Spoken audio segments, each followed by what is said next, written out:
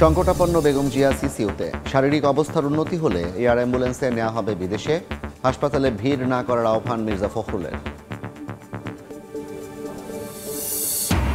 রাজনৈতিক বাস্তবতা প্রত্যাশিত পর্যায়ে এলেই দেশে ফেরার আশা তারেক রহমানের। ফেসবুক পোস্ট ঘিরে আলোচনা, কোনো বাধা আপত্তি নেই সরকারের। নির্বাচনের তফসিল ডিসেম্বরের দ্বিতীয় সপ্তাহে একই দিনে গণভোট করতে প্রস্তুতি ইসি। রাজধানীতে মক ভোটিং, 2 ব্যালটে ভোটের সময় বিবেচনায় প্রস্তুতি। এবং সচল হচ্ছে অর্থনীতির গেম চেঞ্জার 3 মেগা প্রকল্প। বে টার্মিনালের ডিটেইল ডিজাইন শুরু। মাথার বাড়ির কাজ শুরুর অপেক্ষায় জাপানি প্রতিষ্ঠান, পিছিয়ে নেই লালদিয়াও।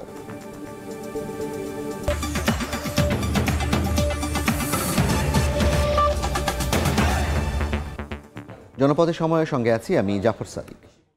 বেগম খালেদা জিয়া এভারকেয়ার হাসপাতালের সিসিউতে নিবিড় পর্যবেক্ষণে। সংকটাপন্ন হলেও তার শারীরিক অবস্থা স্থিতিশীল। শারীরিক অবস্থার খোঁজ নিয়ে দেশবাসীর কাছে দোয়া চেয়েছেন নেতারা। বিএনপি মহাসচিব জানিয়েছেন, চিকিৎসার জন্য বিদেশে নিতে হলে শারীরিক অবস্থার আরও উন্নতি হতে হবে। নেতাকর্মীদের হাসপাতালে ভিড় না করার আহ্বান জানিয়েছেন মির্জা ফখরুল।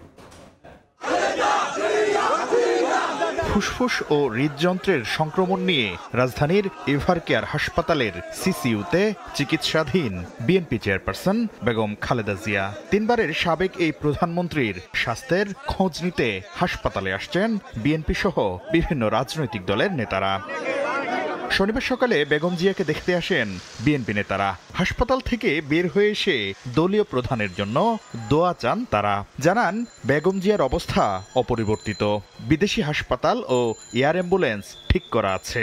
শারীরিক অবস্থা বিদেশে নেয়ার মতো হলে প্রয়োজনীয় ব্যবস্থা নেওয়া হবে। যেহেতু তার অবস্থা অপরিবর্তিত রয়েছে, উন্নতি হয়নি, অবনতি হয়নি, এবং তাকে বোধহয় ইয়েতে নিয়েছেন, ওটিতে নিয়েছেন। ওখানে বোধহয় তার পরীক্ষা নিরীক্ষা করে দেখছেন আর কি, যে তার অবস্থার কতটুকু উন্নত করা যায়। বাইরে বেশ কয়েকটি দেশে হসপিটাল ইতিমধ্যেই করা আছে, ঠিক করা আছে, এয়ার অ্যাম্বুলেন্স ঠিক করা আছে। এদিন সকালে হাসপাতালে আসেন এনসিপি ও নাগরিক ঐক্যের নেতারা। অবস্থা সংকটাপন্ন হলেও বেগম জিয়া সজাগ ও সজ্ঞান আছেন বলে জানান তারা। আর বর্তমান শারীরিক অবস্থায় তাকে বিদেশে নেওয়া সম্ভব না। সজ্ঞানে আছেন, সজাগ আছেন। চিকিৎসক এবং নার্স যে ওনাকে নির্দেশনা দিচ্ছেন সেগুলো উনি ফলো করতে পারছেন। শারীরিকভাবে ওনাকে জেলের মধ্যে সঠিকভাবে চিকিৎসা নিতে দেওয়া হয়নি। আল্লাহ ওনাকে হাসিনার ফাঁসি দেখা পর্যন্ত ওনাকে যেন আল্লাহ বাঁচিয়ে রাখেন। বিদেশে নেওয়াটা এখনই নেওয়া যাবে না সম্ভবত, মানে ফ্লাই করবার জন্য যে স্টেবল কন্ডিশন দরকার ওইটা হয়নি। বিকেলে রাজধানীর গুলশানে সংবাদ সম্মেলনে দলটির মহাসচিব জানান, খালেদা জিয়াকে চিকিৎসার জন্য বিদেশে নিতে হলে শারীরিক অবস্থা স্থিতিশীল হতে হবে। হাসপাতালে ভিড় না করার আহ্বান জানান তিনি। তাকে বিদেশে নেওয়ার মতো কোনো শারীরিক অবস্থা নেই। শারীরিক অবস্থা আল্লাহর অশেষ রহমতে যদি স্টেবল হয়, তখন চিন্তা করে দেখা হবে যে তাকে বিদেশে নেওয়া সম্ভব হবে কিনা। প্রায় 1 সপ্তাহ আগে শারীরিক অবস্থার অবনতি হলে বিএনপি চেয়ারপারসন বেগম খালেদা জিয়াকে এভারকেয়ার হাসপাতালে ভর্তি করা হয়। শাকির আহমেদ, সময় সংবাদ, ঢাকা। এদিকে বেগম খালেদা জিয়ার সুস্থতায় দেশবাসীর কাছে দোয়া চেয়েছেন বিএনপির ভারপ্রাপ্ত চেয়ারম্যান তারেক রহমান। লন্ডন থেকে দেশে ফেরা তার একক সিদ্ধান্তের উপর নির্ভরশীল নয় উল্লেখ করে ফেসবুকে জানান, রাজনৈতিক বাস্তবতা প্রত্যাশিত পর্যায়ে আসা মাত্রই দেশে ফিরবেন তিনি। এই পোস্ট ঘিরে আলোচনার জবাবে প্রেস সচিব জানান, তারেক রহমানের দেশে ফেরার ব্যাপারে সরকারের কোনো বাধা আপত্তি নেই। আর মির্জা ফখরুল বলেছেন, তারেক রহমানের পোস্টেই সব জবাব রয়েছে। ফুসফুস ও হৃদযন্ত্রের সংক্রমণ নিয়ে সংকটাপন্ন অবস্থায় রাজধানীর এভারকেয়ার হাসপাতালের সিসিইউতে চিকিৎসাধীন বিএনপির চেয়ারপারসন বেগম খালেদা জিয়া। মায়ের স্নেহ স্পর্শ পাওয়ার অপেক্ষায় দলের ভারপ্রাপ্ত চেয়ারম্যান তারেক রহমান। তবে লন্ডন থেকে দেশে ফেরা তার একক সিদ্ধান্তের উপর নির্ভরশীল নয় বলে সামাজিক যোগাযোগ মাধ্যমের এক স্ট্যাটাসে তিনি জানিয়েছেন। তারেক রহমান জানান, রাজনৈতিক বাস্তবতা প্রত্যাশিত পর্যায়ে আসা মাত্রই দেশে ফিরবেন তিনি। সবার কাছে দোয়া চেয়েছেন তিনি। আন্তরিক দোয়া ও ভালোবাসার জন্য দেশবাসীর প্রতি কৃতজ্ঞতা জানিয়েছেন তারেক রহমান। স্ট্যাটাসে তিনি আরও জানান, দেশ বিদেশের চিকিৎসক দল বরাবরের মতো তাদের উচ্চ মানের পেশাদারিত্ব ছাড়াও সর্বোচ্চ আন্তরিক সেবা দিয়ে আসছেন। বন্ধুপ্রতিম একাধিক রাষ্ট্রের পক্ষ থেকেও উন্নত চিকিৎসা সহ সম্ভাব্য সব সহযোগিতার আকাঙ্ক্ষা ব্যক্ত করেন।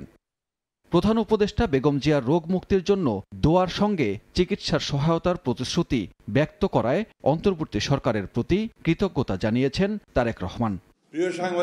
দলের ভারপ্রাপ্ত চেয়ারম্যানের ফেসবুক পোস্ট প্রসঙ্গে বিএনপি মহাসচিব বলেন, সামাজিক যোগাযোগ মাধ্যমে বিদ্বেষ ছড়ানো হচ্ছে। তারেক রহমানের পোস্টেই সব জবাব রয়েছে। সোশ্যাল মিডিয়ার কাজই তো এটা, বিদ্বেষ ছড়ানো, ব্যক্তিগত প্রচার, মানুষকে আপনার চরিত্র হনন করা, এগুলো তাদের কাজ। উনি যে পোস্টটা দিয়েছেন এটাকে আপনারা ধরে নেন যে দিস ইজ দ্য পোস্ট, তার ভাষ্য এটা, আর তো কোনো ব্যাখ্যার প্রয়োজন নাই, সেলফ এক্সপ্লেনেটরি এটা।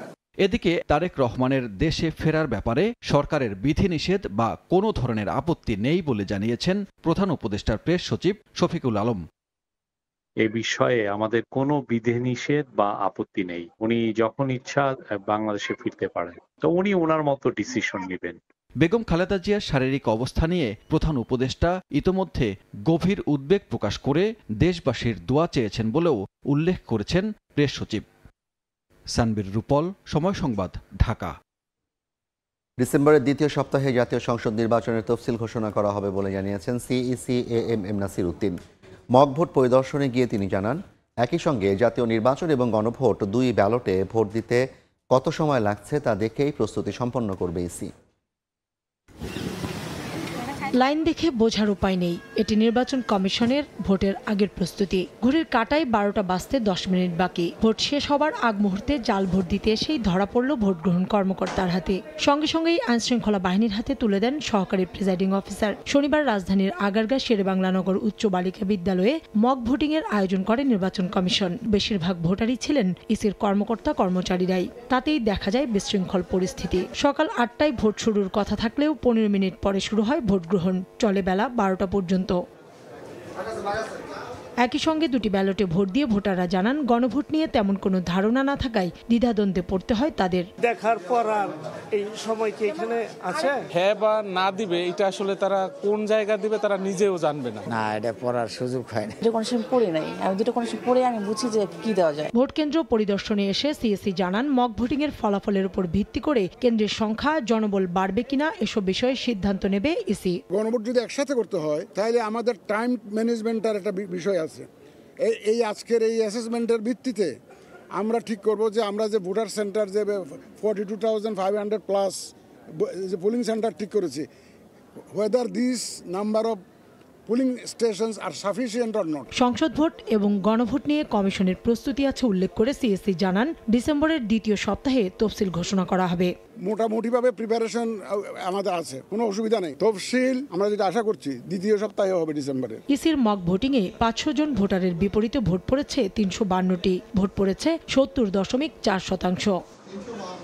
কাউসার চৌধুরী কুমু, সময় সংবাদ, ঢাকা।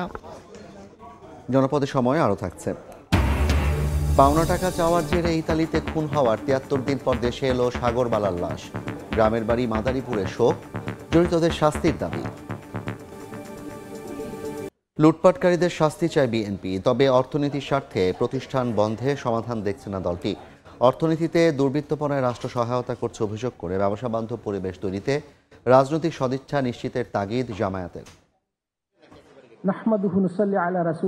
শনিবার সকালে রাজধানীর একটি হোটেলে অর্থনীতির ভবিষ্যৎ রূপরেখা ও রাজনৈতিক অঙ্গীকার শীর্ষক সম্মেলনের আয়োজন করে বণিক বার্তা, যাতে যোগ দেন বিভিন্ন রাজনৈতিক দলের শীর্ষ নেতারা।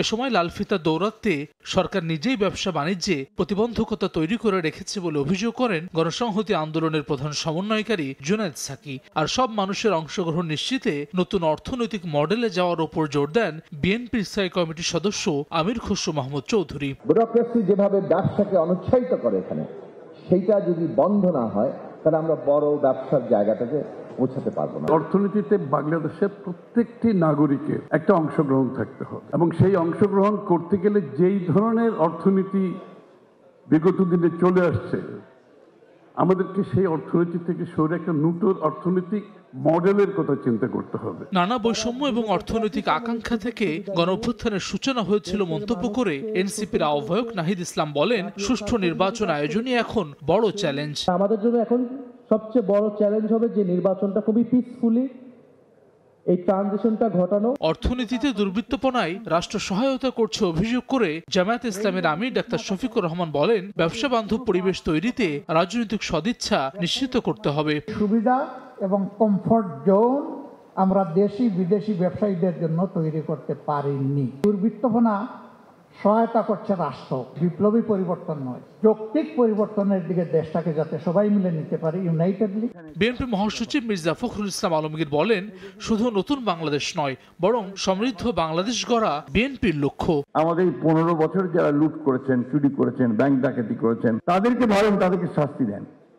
তাদের যে ইন্ডাস্ট্রিগুলো আছে সেগুলো বন্ধ করে দিয়ে যে 14 লক্ষ বেকার হয়ে গেছে, এই প্রতিষ্ঠানগুলোকে আমরা কিভাবে এই মানুষগুলোর কর্মসংস্থানের সৃষ্টি করতে পারি সেটা আমাদের দেখা দরকার। সম্মেলনে দেশের শীর্ষস্থানীয় ব্যবসায়ী, অর্থনীতিবিদ সহ বিভিন্ন শ্রেণী পেশার বিশিষ্টজনরা আগামী বাংলাদেশ বিনির্মাণে মতামত তুলে ধরেন। কম আমদানি হয়েছে আর হাসান ওয়ালি, সময় সংবাদ, ঢাকা।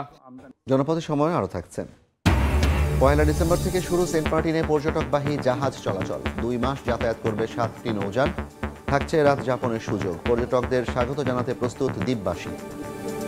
ইতালিতে খুন হওয়ার 73 দিন পর সাগরবালার মরদেহ পৌঁছেছে মাদারীপুরের গ্রামের বাড়িতে। মরদেহ বহনকারী গাড়িটি বাড়িতে এলে কান্নায় ভেঙে পড়েন স্বজনরা। সঞ্জয় কর্মকার, অভিজিতের রিপোর্ট।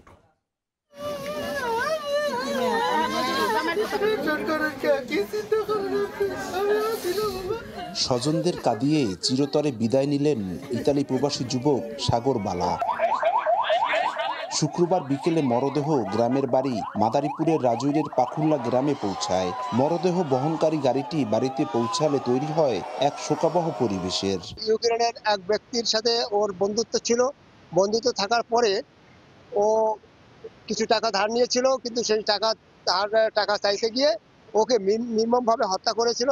আমরা এইটাই চাই বাংলাদেশ সরকারের কাছে, ওই দোষী দমিত্র সুরাইন সে যেন সর্বোচ্চ শাস্তি পায়, সেই ব্যবস্থা যেন আমাদের গভর্নমেন্ট এইখান থেকে ওই ইতালিতে আবেদন করে। 2.5 বছর আগে ধার দেনা করে ভাগ্যের চাকা পরিবর্তনের আশায় ভূমধ্য সাগর পাড়ি দিয়ে ইতালি পৌঁছান 28 বছর বয়সী সাগর। কাজ করতেন সেখানকার একটি রেস্টুরেন্টে। গত 15 সেপ্টেম্বর নিখোঁজ হন সাগর। 8 দিন পর স্থানীয় একটি পার্কে তার খণ্ডিত মরদেহ উদ্ধার করা হয়। ইতালির পেরুজিয়া শহরের স্পোলোটো এলাকায় একই রেস্টুরেন্টে কাজ করতেন ইউক্রেনের এক নাগরিক। তার কাছে পাওনা টাকা চাইলে সাগরকে কুপিয়ে হত্যা করা হয় বলে দাবি স্বজনদের। গরিব ছাড়া একটি মাত্র ছেলে, তার ছেলেটা মারা গেছে, সেজন্য বেঁচে থাকতে পারে। সরকার মহোদয় সেভাবে আমাদের কাছে একটু সহযোগিতা করে। নিহতের পরিবারকে সব সহযোগিতার আশ্বাস উপজেলা প্রশাসনের। বিভিন্ন মন্ত্রণালয় আছে, অধিদপ্তর আছে, বৈদেশিক কর্মসংস্থান মন্ত্রণালয় আছে, ওখান থেকে আবার বোয়েলস আছে, ওনাদের কিছু ক্ষতিপূরণের বিষয় আছে দেওয়ার। ওনারা আবেদন করলে আমরা সেগুলো আসলে ওনাদের কাছে ফরওয়ার্ড করব। কৃষক কুমোদবালার একমাত্র ছেলে সাগরকে পারিবারিক শ্মশানে দাহ করা হয়। সঞ্জয় কর্মকার, অভিজিৎ, সময় সংবাদ, মাদারীপুর। সব জটিলতা কাটিয়ে অবশেষে আলোর মুখ দেখতে যাচ্ছে 50,000 কোটি টাকার বে টার্মিনাল ও মাতারবাড়ি গভীর সমুদ্র বন্দর। সঙ্গে যুক্ত হচ্ছে 6,500 কোটি টাকার লালদিয়া টার্মিনালও। শাখাত রিপোর্ট ক্যামেরায় বিস্তারিত জানাচ্ছেন কমল দে। দীর্ঘদিন ধরে স্থবির হয়ে থাকা বড় 3টি মেগা প্রকল্প অবশেষে সচল হচ্ছে। বিশেষ করে অনেক আগে ডিটেল ডিজাইনের কাজ শুরু হয়ে গেছে বে টার্মিনালের। আবার মাতারবাড়ির কাজও শুরুর অপেক্ষায় রয়েছে জাপানি ঠিকাদারি প্রতিষ্ঠান। পিছিয়ে নেই লালদিয়া টার্মিনালের কাজ। প্রত্যেকটাই ভিন্ন ভিন্নভাবে বাংলাদেশের অর্থনীতিতে নতুন লক্ষ্যমাত্রা যোগ করবে এবং তার যে উপকারটা আছে সেটা সরাসরি বাংলাদেশের অর্থনীতিতে পড়বে। 2013 সালে নেওয়া বে টার্মিনাল প্রকল্পের 2014 সালে শুরু হয়েছিল ভূমি অধিগ্রহণ। এরপর যেন অদৃশ্য সুতায় আটকে যায় এই বন্দর নির্মাণ। 2030 সাল থেকে অপারেশনে যাওয়া এই বে টার্মিনাল বছরে কন্টেনার হ্যান্ডেলিং করবে 50 লাখের বেশি। আমি আশা করি বাংলাদেশের এই যখনই এগুলা কার্যকর হবে, যখন থেকে আমরা ফুল অপারেশন আসতে পারবো, তখন কিন্তু আমাদের বাংলাদেশে অন্তত শিপিং সেক্টরটা বদলে যাবে। প্রতিবেশী দেশগুলোর বন্দরের সঙ্গে প্রতিযোগিতায় টিকে থাকার পাশাপাশি আগামী দিনের অর্থনৈতিক চ্যালেঞ্জ মোকাবেলায় চট্টগ্রাম বন্দর সম্প্রসারণের কোনো বিকল্প নেই। লজিস্টিক সার্ভিস যেটা আছে, যেটা কানেক্টিভিটি, সেটা উন্নতি করার মাধ্যমে জাহাজগুলি আমাদের আর্থিক বাংলাদেশ অনেক বেনিফিটেড হবে। প্রাথমিক পরিকল্পনা অনুযায়ী আগামী 2030 সালের মধ্যেই জাহাজ বেরানো এবং কন্টেনার হ্যান্ডেলিং শুরু করবে বে টার্মিনাল, মাতারবাড়ি এবং লালদিয়া। কমল দে, সময় সংবাদ, চট্টগ্রাম। সেন্ট মার্টিনে পর্যটকবাহী জাহাজ চলাচল শুরু হচ্ছে 1 ডিসেম্বর। 31 জানুয়ারি পর্যন্ত কক্সবাজার সেন্ট মার্টিন রুটে চলবে 7টি জাহাজ, থাকবে রাত যাপনের সুযোগও। এদিকে দীর্ঘ অপেক্ষার পর আবার পর্যটকদের স্বাগত জানাতে প্রস্তুত দ্বীপবাসী। পরিবেশ অধিদপ্তর বলছে, পর্যটক পারাপারের সময় জাহাজগুলোকে কঠোর নজরদারিতে রাখা হবে। পর্যটকদের ট্যুরিজম বোর্ডের স্বীকৃত ওয়েব পোর্টালের মাধ্যমে অনলাইনে টিকিট কাটতে হবে। জনপদের সময় শীর্ষ সংবাদগুলো জানিয়ে দিচ্ছি আরেকবার। সংকটাপন্ন বেগম জিয়া সিসিউতে শারীরিক অবস্থার উন্নতি হলে এয়ার অ্যাম্বুলেন্সে নেওয়া হবে বিদেশ। হাসপাতালে ভিড় না করার আহ্বান মির্জা ফখরুলের। রাজনৈতিক বাস্তবতা প্রত্যাশিত পর্যায়ে এলেই দেশে ফেরার আশা তারেক রহমানের। ফেসবুক পোস্ট ঘিরে আলোচনা, কোনো বাধা আপত্তি নেই সরকারের। এবং নির্বাচনের তফসিল ডিসেম্বরের দ্বিতীয় সপ্তাহে একই দিনে গণভোট করতে প্রস্তুত ইসি। রাজধানীতে মক ভোটিং, 2 ব্যালটে ভোটের সময় বিবেচনার প্রস্তুতি।